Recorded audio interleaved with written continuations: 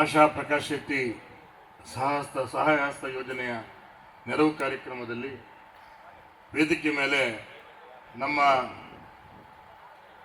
ನೆಚ್ಚಿನ ಸಭಾಧ್ಯಕ್ಷರು ನೀವೆಲ್ಲ ಬಹಳ ಮೆಲೋಡಿಯಸ್ ಆಗಿ ಆಯ್ತು ಕೂತ್ಕೊಳ್ಳಿ ಎನ್ನುವ ಮಾತನ್ನ ಹೇಳ್ತಾ ಇಡೀ ಸಭೆಯನ್ನ ತನ್ನ ಸುಪರ್ದಿಗೆ ತನ್ನ ಕಂಟ್ರೋಲ್ ತೆಗೆದುಕೊಂಡ UT ಖಾದರ್ ಅವರು ಇಲ್ಲಿ ಬಂದಿದ್ದಾರೆ.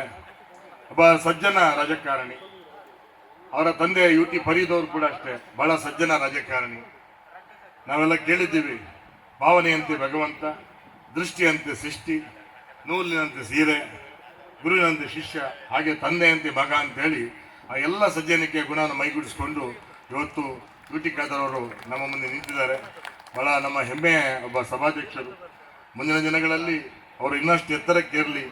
ಹಾಗೆ ನಮಗೊಂದು ಕನಸಿದೆ, ಕೇವಲ ಸ್ಪೀಕರ್ ಆಗಿ ಮಾತ್ರ ಅಲ್ಲ, ಒಂದು ಉತ್ತಮ ಮಂತ್ರಿ ಆಗಲಿ, ಮುಂದಿನ ದಿನಗಳಲ್ಲಿ ಮುಖ್ಯಮಂತ್ರಿ ಕೂಡ ಆಗುವಂಥ ಯೋಗ ಭಾಗ್ಯವನ್ನು ಭಗವಂತ ಒದಗಿಸಿಕೊಳ್ಳಿ ಅಂತಕ್ಕಂಥ ಪ್ರಾರ್ಥನೆ ಮಾಡ್ತಾ ಅವರನ್ನ ಈ ಸಭೆಗೆ ಬಹಳ ಹೃದಯದಿಂದ ಸ್ವಾಗತ ಮಾಡ್ತೇನೆ.